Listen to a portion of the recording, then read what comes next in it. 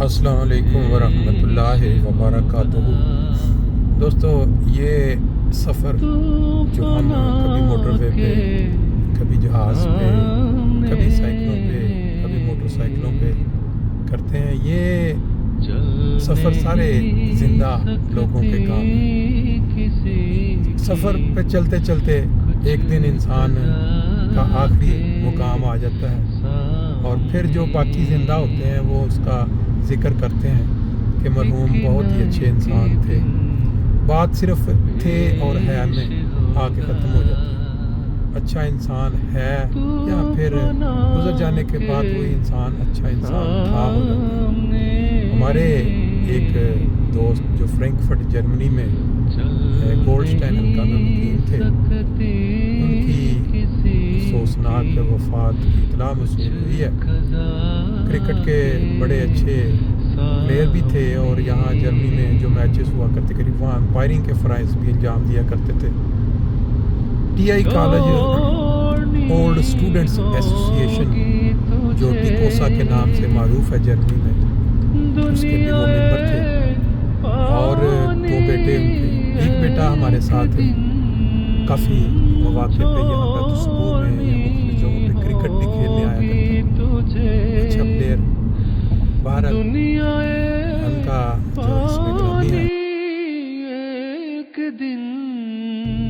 मोहम्मद अनवर यूसुफ 72 साल की उम्र में कल अचानक दिल का दौरा पड़ने की वजह से वफात पा गए।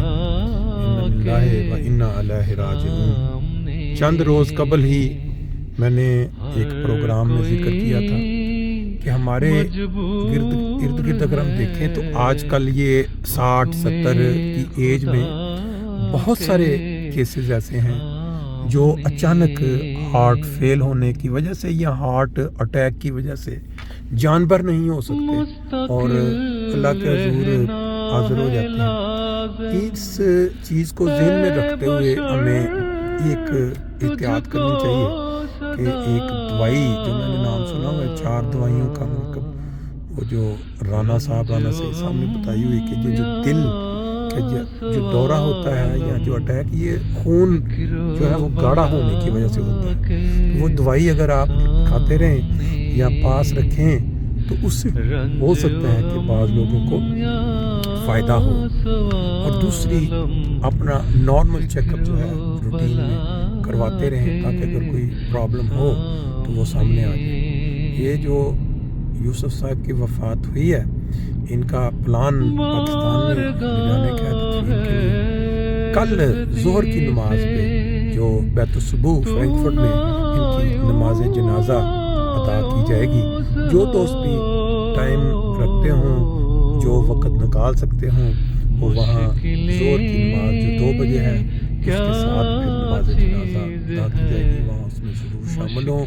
आप सब जानते हैं कि नमाज जनाजा में शिरकत का जो सवाब नबी पाक सल्लल्लाहु अलैहि वसल्लम ने बयान फरमाया है वो इतना अजीम है कि अगर इंसान उसकी अहमियत को समझ जाए तो मेरा ख्याल है छुट्टी लेके भी या अपने काम छोड़ के भी वो नमाज जनाजा में ज़रूर शिरकत करें। अल्लाह ताला हमें ऐसे गम के मौक़ों पे जो लवाहिकीन होते हैं उनको हल्का करने के लिए, उनका गम, उनका ढारस बनाने के लिए न सिर्फ नमाज जनाजा में शिरकत की तौफीक दे, बल्कि अगर तदफीन का मौका मिले इस दफ़ा, क्योंकि उन्होंने पाकिस्तान जाने का इरादा है, इसलिए दोस्त कोशिश करें वक़्त निकाल के नमाज जनाजा जो ज़ोहर की नमाज के साथ अदा की जाएगी उसमें शामिल हो।